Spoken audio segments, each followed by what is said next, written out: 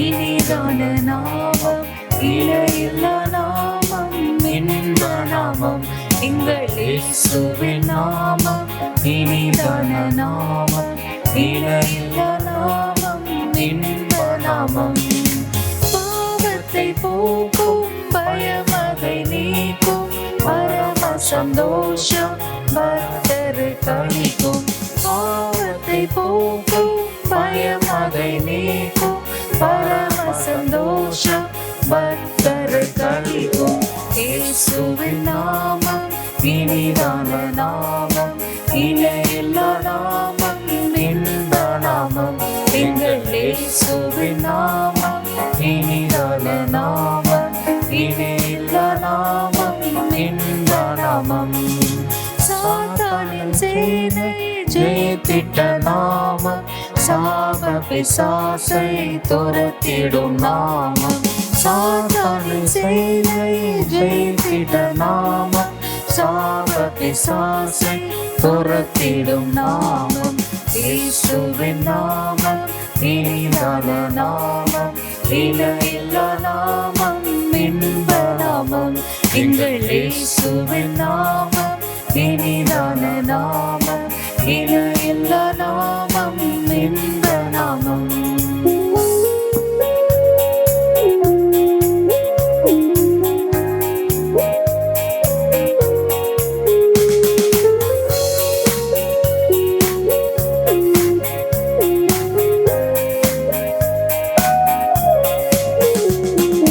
முழங்கால் யாவும் முடங்கிடும் நாமம், மூன்றில் ஒன்றாக ஜொலிப்பவர் நாமம்.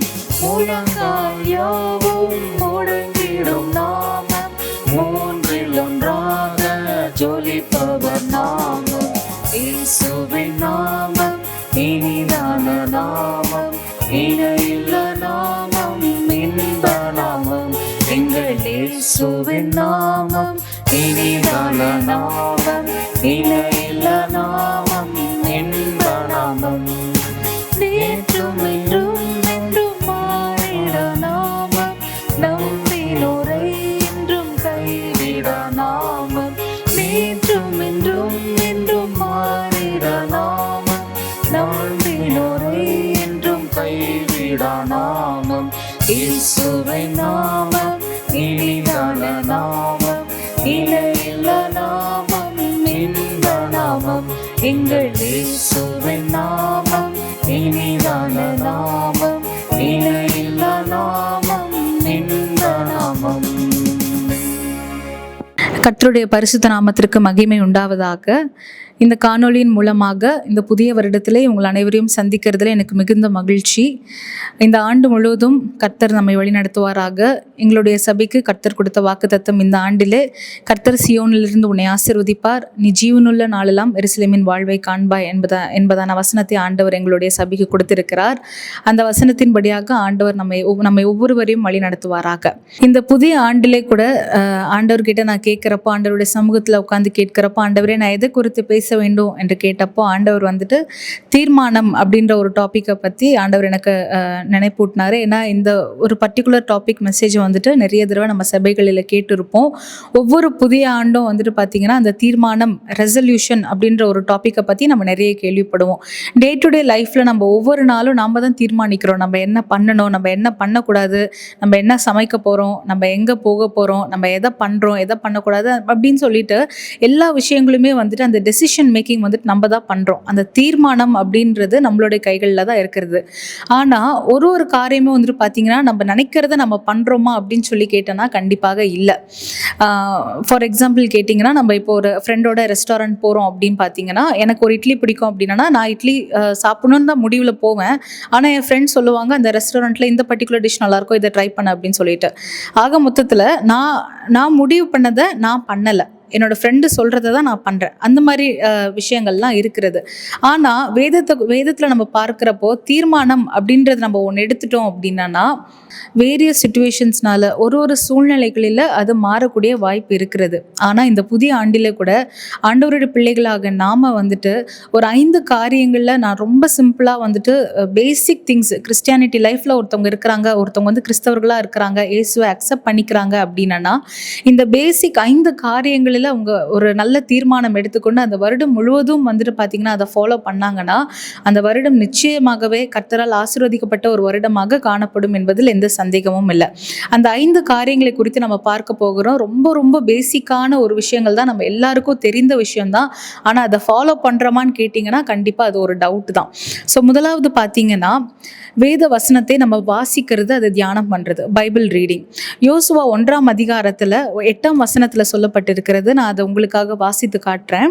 இந்த நியாயப்பிரமாண புஸ்தகம் உன் வாயை விட்டு பிரியாதிருப்பதாக, இதில் எழுதியிருக்கிறவைகளின் படியெல்லாம் நீ செய்ய கவனமாக இருக்கும்படி இரவும் பகலும் அதை தியானித்து கொண்டிருப்பாயாக என்று சொல்லி நாம் வாசிக்கிறோம். ஒருவேளை நம்ம வந்துட்டு பைபிள் ரீடிங் ஒழுங்காக நம்ம படிக்கலை, டெய்லியும் வந்துட்டு கொஞ்ச நேரமாவது ஒரு சில சாப்டர்ஸாவது நம்ம பைபிளை படிக்கலை அப்படின்னு இத்தனை ஆண்டு காலமாக நம்ம இருந்திருப்போமா? ஆனால் இந்த புதிய வருடத்தில் ஒரு நல்ல தீர்மானத்தை எடுத்துக்கொள்ளுங்க. ஒரு நாளுமே வந்துட்டு வேத வசனத்தை நான் வாசிக்கணும் அப்படின்ற ஒரு தீர்மானத்தை எடுத்துக்கொள்ளுங்க. அது ஒரு சாப்டராக இருக்கலாம், 2 சாப்டராக இருக்கலாம், அது எத்தனை சாப்டர்ஸ் ஆனாலும் இருக்கலாம். உங்களுடைய வசதிக்கேற்ப வந்துட்டு டெய்லியுமே வந்துட்டு வேத வசனத்தை நீங்கள் கண்டிப்பாக ஆராய்ந்து பார்க்க வேண்டும், தியானிக்க வேண்டும்.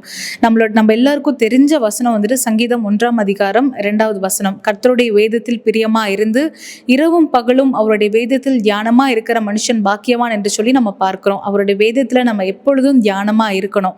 அது போலதான் சங்கீதம் 119 105ஆம் வசனத்திலே சொல்லப்பட்டிருக்கிறது, கர்த்தருடைய வசனம் நம்மளுடைய கால்களுக்கு தீபமும் நம்மளுடைய பாதைக்கு வெளிச்சமுமா இருக்கிறது என்று சொல்லி நம்ம பார்க்கிறோம். ஆண்டவருடைய வசனத்தை நம்ம படிக்க தான் நம்மளுக்கு தெரியும் எப்படிப்பட்ட வழிகளில் நம்ம நடக்க வேணும், எப்படிப்பட்ட வழிகளில் நம்ம நடக்கக்கூடாது, எது செய்ய வேண்டும், எது செய்யக்கூடாது, ஆண்டவருடைய பார்வையில் எது பிரியமா இருக்குது, எது பிரியமா இல்லை அப்படி என்றெல்லாம் சொல்லி வந்துட்டு நம்மளுடைய வேத வசனத்தை படிக்கும் பொழுது தான் ஆண்டவர் நமக்கு நினைப்பூட்டுவார், ஆண்டவர் நமக்கு சொல்லி தருவார். ஒவ்வொரு நாளும் நம்ம எந்தெந்த வழியில் நடக்கணும் அப்படின்றத சொல்லி நம்ம வேத வசனத்தின் மூலமா ஆண்டவர் நமக்கு சொல்லி தருவார். இதில் எந்த சந்தேகமும் இல்லை.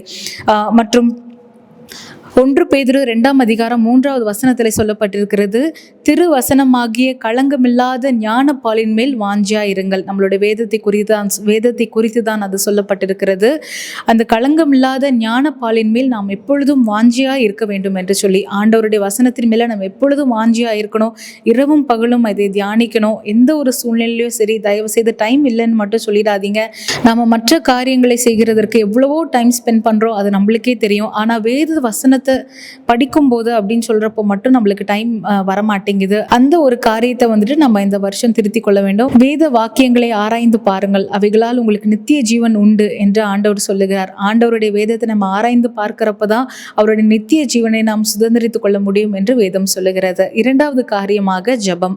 ஜெபத்தை குறித்து நான் பேசணும் அப்படின்னா எவ்வளவோ பேசிக்கிட்டே போகலாம். பட் இருந்தாலும் ஒரே ஒரு காரியத்தை சொல்றேன். 1 தெசலோனிக்கேயர் 5ஆம் அதிகாரம் 17வது வசனத்திலே சொல்லப்பட்டிருக்கிறது, இடைவிடாமல் ஜெபம் பண்ணுங்கள் என்று சொல்லி.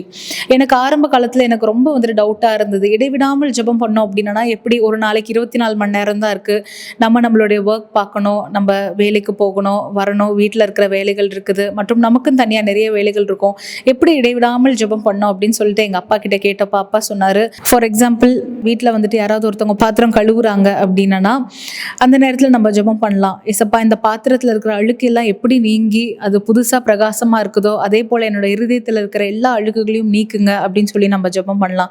அதே மாதிரி தான் சேம் கூட்டுறப்பவும் சரி, ஆண்டவரே எல்லா குப்பைகளும் ஆண்டவரே இது நீங்கிறது மாதிரி, வீட்டில் இருந்து நீங்கிறது மாதிரி என்னோட இருதயத்தில் இருக்கிற எல்லா அசுத்தத்தையும் நீக்குங்க அப்படின்னு சொல்லி ஜெபம் பண்ணலாம். இது போல தான், இது ஒரு சின்ன விஷயம்தான், இடைவிடாமல் ஜெபம் பண்ணுங்கள் அப்படி சொல்றதுக்கு உங்களுக்கு புரிஞ்சிருக்கும்னு நினைக்கிறேன். எப்பெல்லாம் டைம் கிடைக்குதோ அப்பெல்லாம் நீங்கள் மனசுக்குள்ளேயே ஜெபம் பண்ணுங்க.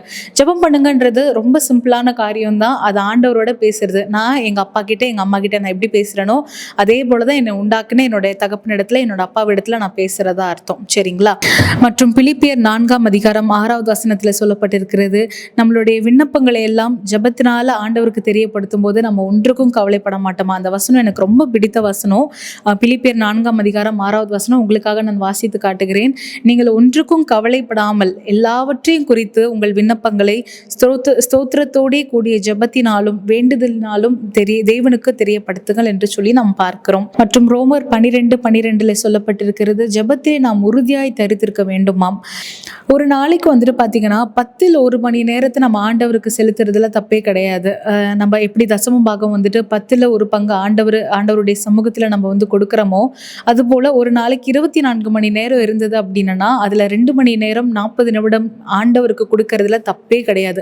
என்ன கேட்டிங்கன்னா அதை விடக்கு அதிகமாகவே நம்ம ஆண்டவருக்கு தரலாம். ஆனால் பேர் மினிமம் ரொம்ப கம்மியாக நான் சொல்கிறேன், இந்த அளவு மணி நேரம் கூட நம்ம ஜெபிக்கல அப்படின்னா நாமளே வந்துட்டு ஆராய்ந்து பார்க்கணும். ஏன்னா இது ஆண்டவரோட பேசுகிற டைம், நம்ம உண்டாக்கின நம்மளோட கர்த்தரோட பேசுகிற டைம், அதில் வந்துட்டு நம்மளுக்கு எந்த காம்ப்ரமைஸும் இருக்கக்கூடாது.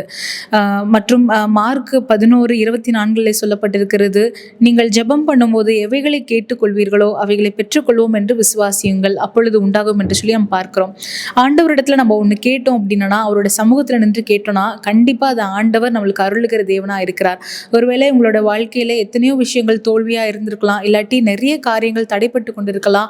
ஆனாலும் இன்று நான் உங்களுக்கு சொல்லுகிறேன், நீங்கள் ஜெபத்திலே தரித்திருக்கும் பொழுது, நீங்கள் ஜெபத்திலே ஆண்டவருடைய நாமத்தினாலே நீங்கள் கேட்கும் பொழுது அதை கண்டிப்பாக நீங்கள் பெற்றுக்கொள்வீர்கள். இந்த வருடத்திலே ஆண்டவர் ஒரு பெரிய அதிசயமான காரியங்களை நீங்கள் பண்ணுகிற ஜெபத்தினாலே ஆண்டவர் உங்களுக்கு தருவார் என்று சொல்லி நான் கண்டிப்பாக விசுவாசிக்கிறேன். முதலாவது காரியமாக நம்மளுடைய வேத வாசிப்பை பற்றி பார்த்தோம். வேதத்திலே மொத்தம் 66 புத்தகங்கள் இருக்கிறது, 1189 சாப்டர்ஸ் இருக்கு. நீங்க இந்த ஒரு புதிய வருடத்திலே வந்துட்டு ஒரு தீர்மானம் எடுத்துக்கொள்ளுங்க, அட்லீஸ்ட் ஒரு தடவையாவது இந்த முழு பைபிளையும் நான் படித்து முடிப்பேன் அப்படின்னு சொல்லி நீங்கள் ஒரு நல்ல தீர்மானம் எடுங்கள். இரண்டாவது காரியமாக ஜெபத்தை குறித்து பார்த்தோம்.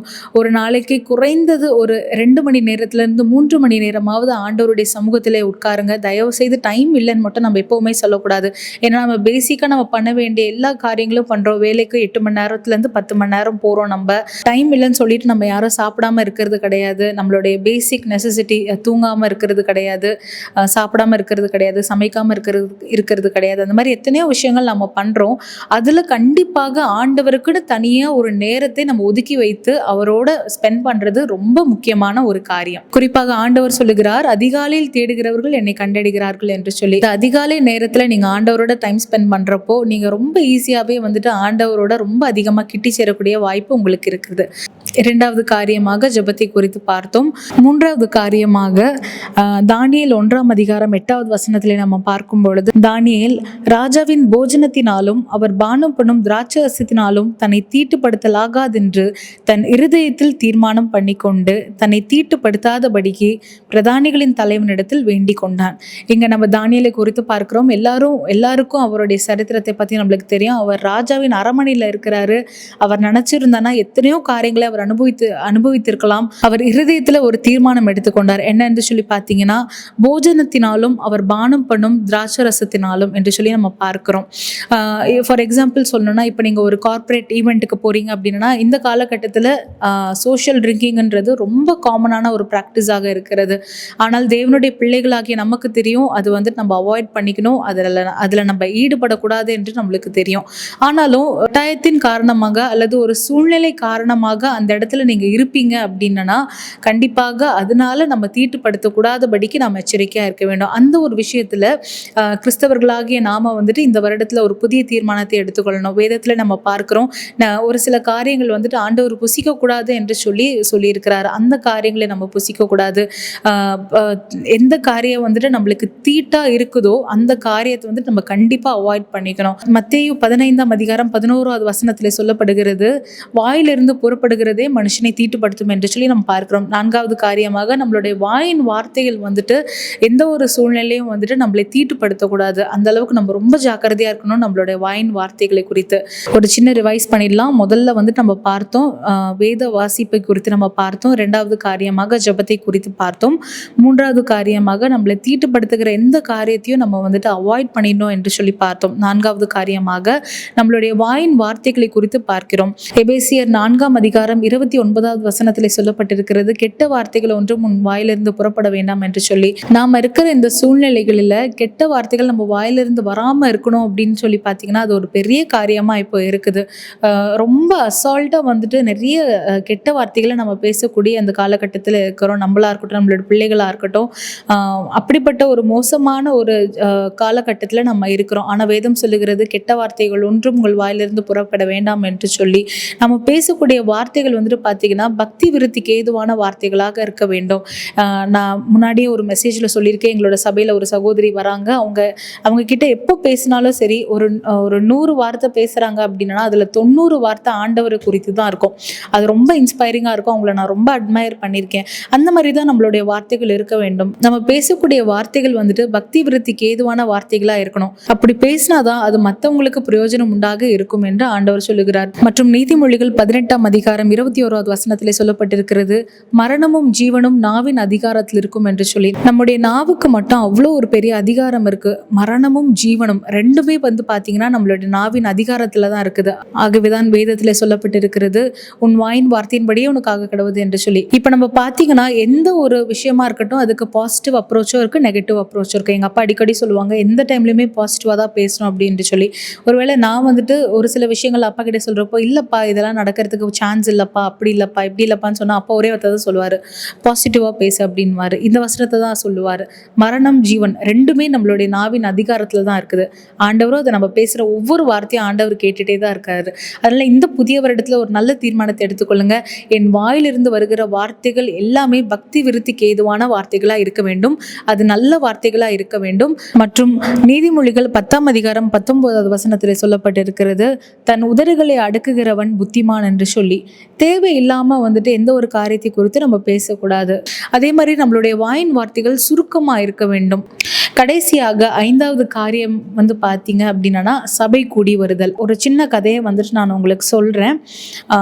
அது சின்ன வயசில் நான் கேட்டது, அது எனக்கு இன்னும் வந்துட்டு ரொம்ப ஆழமாக பதிஞ்சிருக்கு. இதுக்கு எடுத்துக்காட்டாக ஒரு சின்ன எக்ஸாம்பிளை நான் சொல்கிறேன். ஒரு பாஸ்டர் கிட்ட ஒரு பிலிவர் கேட்டாங்களாம், நான் சர்ச்சுக்கு வந்தால் மட்டும்தான் ஆண்டவர் 2 ஜெபத்தை கேட்பாரா, நான் பரலோகத்துக்கு அப்போ தான் போக முடியுமா அப்படின்னு சொல்லி ஒரு பிலிவர் வந்துட்டு பாஸ்டர் கிட்ட கேட்டாங்களாம். பாஸ்டர் வந்திருக்கு அதுக்கு எதுக்குமே பதில் சொல்லலை. போய் குடிக்கிறதுக்கு கொஞ்சம் தண்ணி மட்டும் கொண்டு வாங்க பிரதர் என்று சொன்னாங்களாம்.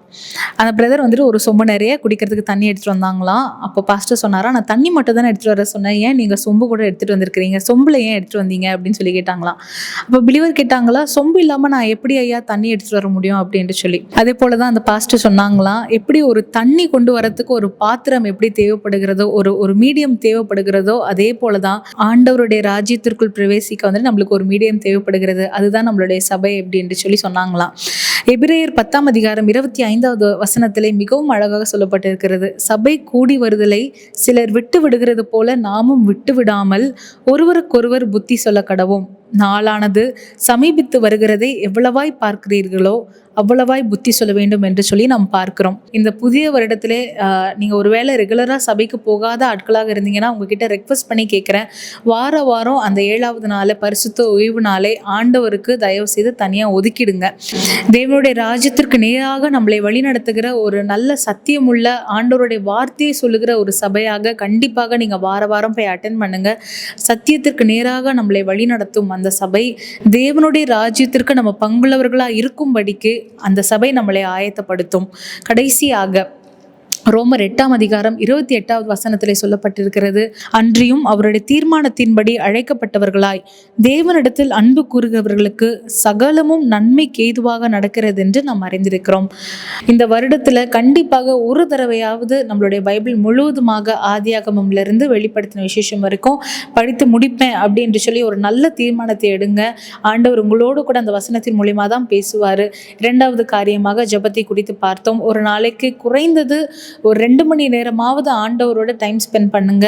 அதை நீங்கள் ஸ்பெண்ட் பண்ண ஆரம்பிச்சிங்கன்னா அதனால வர ஆசீர்வாதங்களை நீங்களே பார்த்து ஆச்சரியப்படுவீங்க. 3வது காரியமாக தீட்டுப்படுத்துகிற காரியத்தை நம்ம வந்துட்டு நம்மளுடைய வாழ்க்கையிலிருந்து விலக்கி கொள்ள வேண்டும்.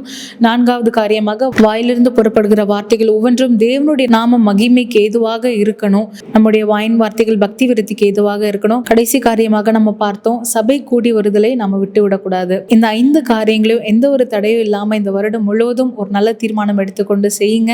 ஆண்டவர் உங்களை அபரிவிதமாய் ஆசீர்வதிப்பார். ஒரு சிறிய ஜெபத்தை ஏறெடுப்போம். பரிசுத்தமுள்ள நல்ல தகப்பனே, இந்த நல்ல வார்த்தைகளை நீர் எங்களுக்கு கொடுத்ததற்காக நாங்கள் நன்றி செலுத்துகிறோம் அப்பா. ஆண்டவரே, இந்த வருடத்தில் ஆண்டவரே இயேசப்பா, நாங்கள் ஆண்டவரே உம்முடைய வேதத்தை வாசிக்க, ஆண்டவரே நாங்கள் உம்மிடத்தில் நேரம் செலவிட இயேசப்பா, மூன்றாவது காரியமாக எந்த ஒரு காரியம் ஆண்டவரை எங்களை தீட்டுப்படுத்தாதபடிக்கு ஆண்டவரே இயேசப்பா, நான்காவது காரியமாக எங்களோட வாயின் வார்த்தைகள் ஆண்டவரே உமக்கு ஆண்டவரே பிரியமா இருக்க, ஐந்தாவது காரியமாக நாங்கள் எந்த ஒரு காரணத்திலும் ஆண்டவரே சபை கூடி வருதலை நாங்கள் விட்டுவிடக்கூடாது இயேசப்பா. இந்த 5 காரியங்களும் ஆண்டவரே இயேசப்பா எந்த ஒரு தடையும் இல்லாமல் நாங்கள் செய்ய நீங்க எங்களுக்கு கிருபை பாராட்டுங்க இயேசப்பா. ஆண்டவரே, புதிய வருடத்தை ஆண்டவரே நீர் எங்களுக்கு கொடுத்த உம்முடைய மகா பெரிய கிருபைக்கு நாங்கள் நன்றி செலுத்துகிறோம். இந்த புதிய வருடம் முழுவதும் உம்முடைய கிருபை எங்களை தாங்கிக் கொள்வதாக ஆண்டவரே இயேசப்பா. இந்த காணொலியை பார்க்கிற ஒவ்வொருவரும் ஆண்டவரே இயேசப்பா நீங்க ஆசீர்வதிங்க ஆண்டவரே. அவர்களுக்கு என்ன தேவை என்பதை நீங்க அறிந்திருக்கிறீங்க. அவர்களுடைய நல்ல மனவிருப்பங்களை நீரே நிறைவேற்றி தரும்படியாக நாங்கள் ஜெபிக்கிறோம் இயேசப்பா. ஆண்டவரே, உம்முடைய கரத்திலே நாங்கள் எல்லாவற்றையும் ஒப்புக் கொடுக்கிறோம். நீர் ஆளுகை செய்யுங்க, நீர் வழி நடத்துங்க. இயேசுவின் நாமத்தில் பிதாவே, ஆமென். கர்த்தர் உங்கள் ஒவ்வொருவரையும் ஆசீர்வதிப்பாராக.